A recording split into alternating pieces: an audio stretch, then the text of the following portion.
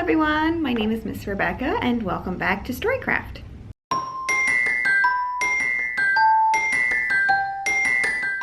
So summer reading's over, so we're back to our normal format of just our story and our regular craft. So today we're going to be reading a book called Home of the Wild by Louise Greig.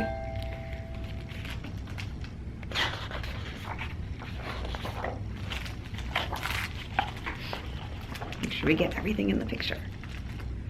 There is a boy who breathes the wild, who knows every rustle in the circling pines, who hears the sweep of every wing and the quietest heartbeat on the wind.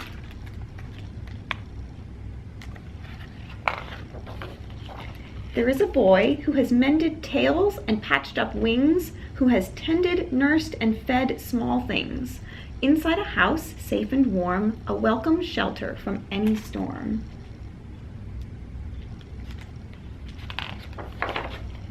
There is a boy who knows when a tiny bundle of dappled leaves is not what it seems, but a trembling creature in the breaking dawn.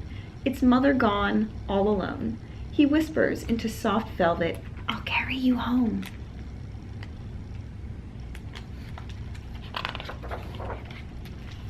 And he does. Back to a warm room where his mother smiles but gently warns, she can stay till she is strong, but the wild is where fawns belong. A house is not a home for wild things. Wild things need to run and soar and swim. The boy nods, and on his lips a name comes, Alba.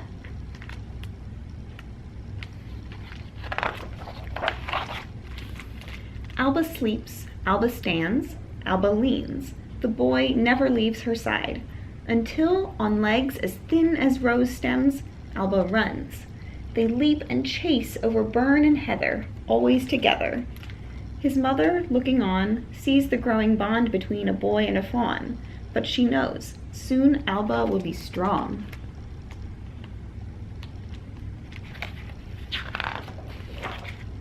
Summer is here, the days are long, green fills the grass and the lush leaves. Alba's sunlit coat gleams, and her dark eyes glitter like the dancing streams. Beneath the trees, side by side, two shadows join, one fawn, one boy.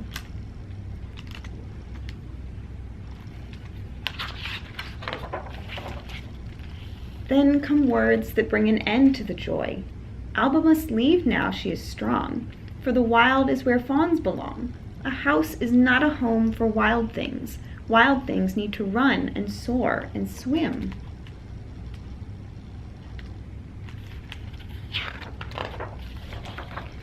The boy sits silent, alone as the moon. The tall pines sway, the foxgloves bloom. The waterfall tinkles a sweet tune. The thrush sings her song.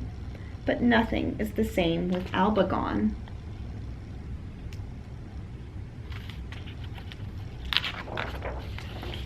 The day turns dark, the air shivers, a scudding cloud shudders, bringing thunder. The boy looks up at angry skies. "Alba, where are you?" he cries. He must find her, for he knows roaring storms do not care about gentle fawns.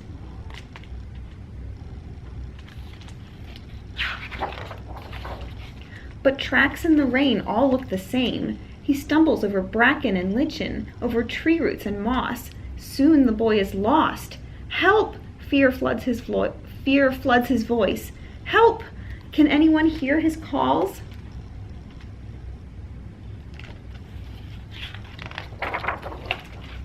There is a fawn who breathes the wild, who is learning every rustle in the circling pines, who hears the beat of rain-soaked wings and a boy's faint cry on the booming wind. There is a fawn wild and strong, who leaps from fallen tree to slippery stone, who finds a boy afraid, alone. They huddle together, two shapes joined, one boy, one fawn.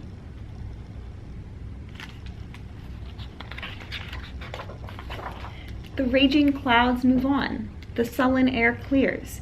Out comes the brightening yellow sun.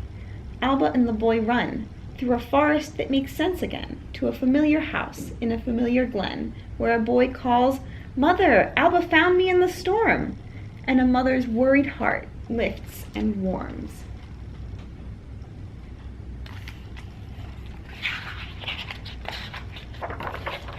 Now the boy knows his fawn is strong. Into soft ears he whispers, "Go now, Alba, for the wild is where fawns like you belong."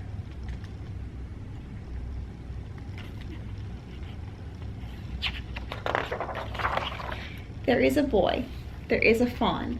They breathe the wild. They know every rustle in the circling pines. They hear the sweep of every wing. And forever, yes, forever, they will hear each other's heartbeat on the wind.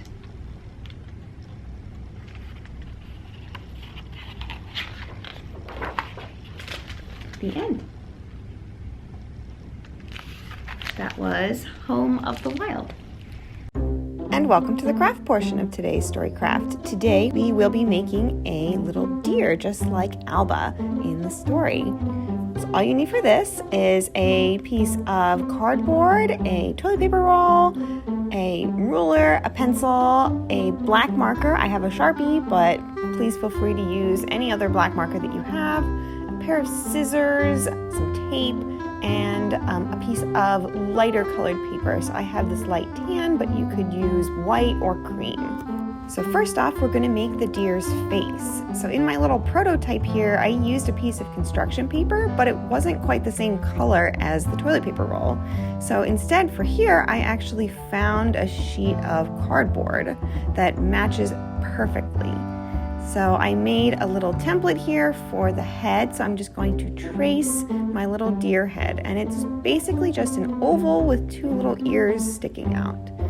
So once I have that traced on my little piece of cardboard here, I'm going to cut it out. And of course, as always, if you need help with the scissors, feel free to ask a grown-up.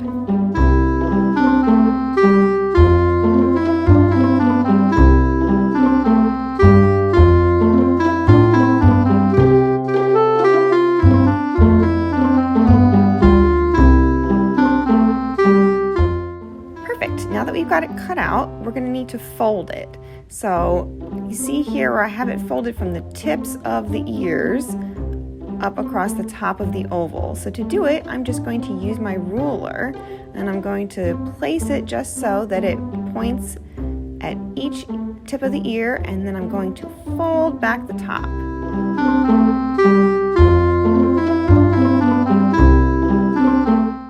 And this is going to be how I attach my deer's head to the toilet paper roll. See, just like that. Now that I have it all folded, I'm going to draw the deer's little nose and little eyes on it with my black marker.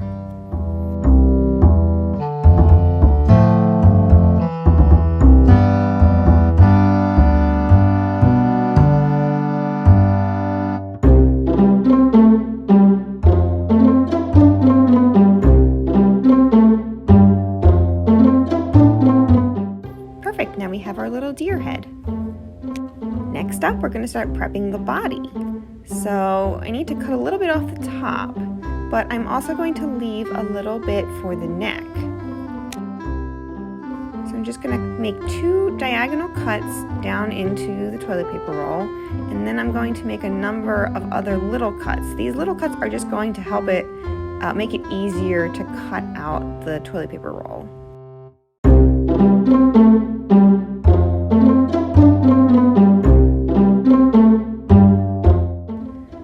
So here we go. You see I'm cutting around, and all the little cuts just kind of makes it easier to bend.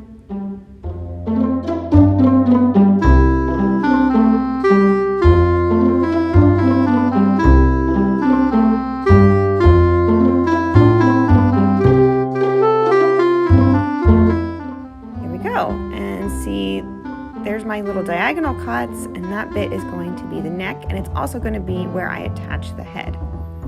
But before we do that, we're going to create its little legs. So this is a little bit difficult. In my little prototype, I tried to round the legs, but that was actually a little bit too hard. So instead, this time I'm going to make them squared off. So I'm going to cut straight up into the toilet paper roll and then bend it a little bit and cut out the little tab.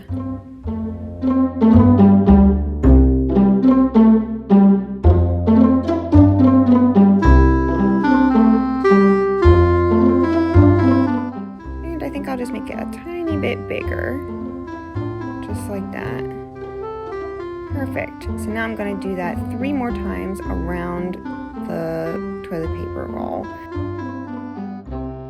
And I'm trying to space it out as evenly as I can around the toilet paper roll, but it's a little bit hard to do that, so don't worry if it's not perfectly even.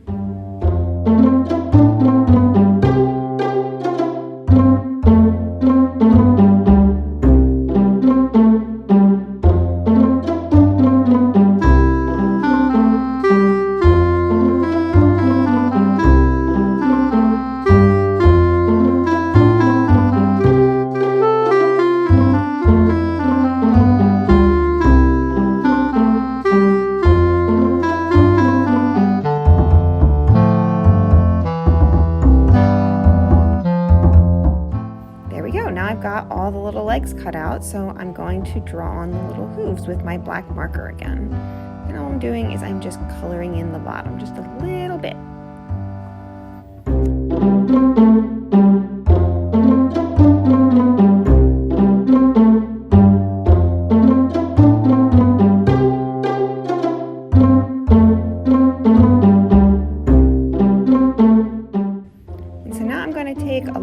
Of the cardboard that I cut out, and I'm going to cut out a little tail.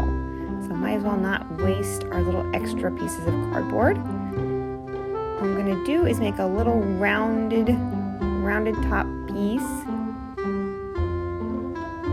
just like so, and that's going to be my little tail. And I'm just going to take a little tiny piece of tape, roll the tape, and then I'm going to attach it on. And I found that the easiest way to attach it on was on the inside. So I'm just using my tape and taping it down, just like that. And now that we have the body all prepped, we can now attach the head. So you see, here's where the fold comes in handy. I'm going to fold it around the neck, and then I'm going to tape it exactly where I want it.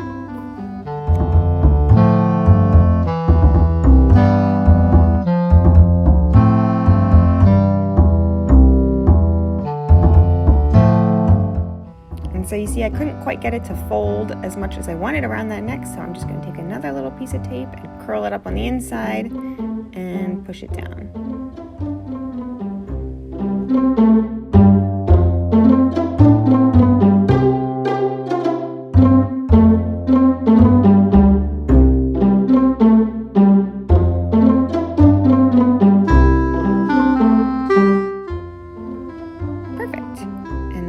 Step is to create the little antlers out of your lighter piece of construction paper.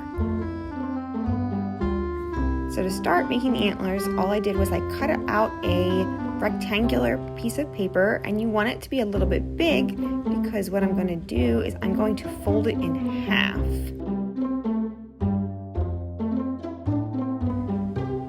Just like so. And to make sure that it stays folded in half while you're cutting, I'm just going to use a little piece of tape to tape the edges closed.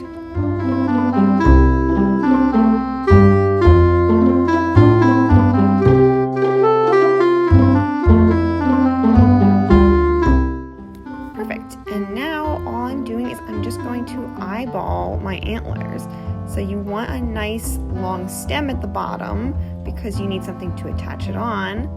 And then I'm just making 3 little curves as I go up, like you can see in my prototype.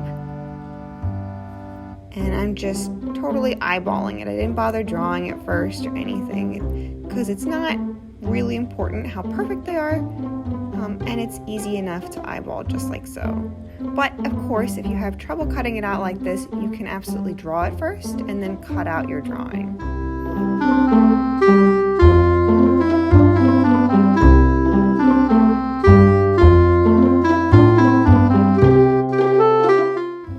And now that it's cut out, because I had it folded in half, I now have 2 exactly the same antlers. And then I can just attach them on with tape. So this is why I left such a long stem at the bottom, so that we have enough room to tape it on. Just like so.